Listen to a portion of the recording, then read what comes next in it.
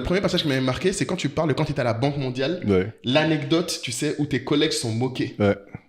Parce qu'il y avait un chef d'État africain, si je ne me trompe pas. Ouais, qui venait signer un prêt, et qui Ouais. est venu, un prêt de pas grand-chose, 4 millions de dollars, Ouais. et qui est venu en Concorde.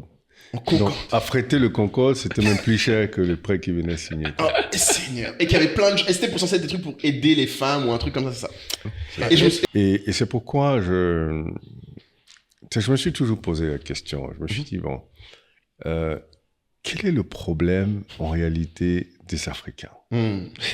Parce que je regarde les leaders africains, ils sont allés dans les mêmes écoles que les leaders occidentaux. Je les trouve, pour beaucoup d'entre eux, très brillants, d'autres moins. Mais même quand on n'est pas brillant, qu'on a du bon sens, on s'entoure de gens brillants. Donc, ils ont la capacité.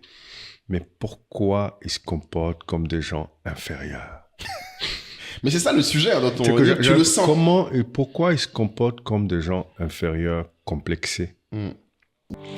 Et je me dis, mais est-ce qu'ils ne réalisent pas la valeur qu'ils ont?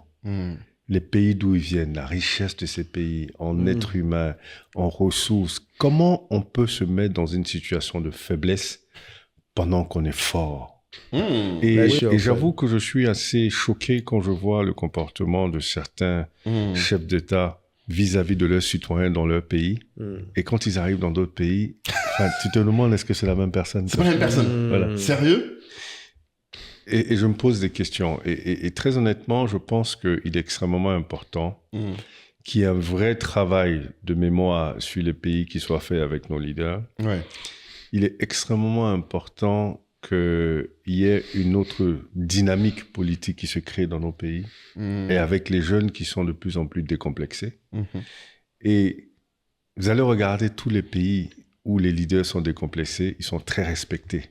Oui. En Occident. Ces pays sont très respectés. Les pays où les leaders ne se respectent pas, on ne respecte pas leur pays. C'est juste pas compliqué.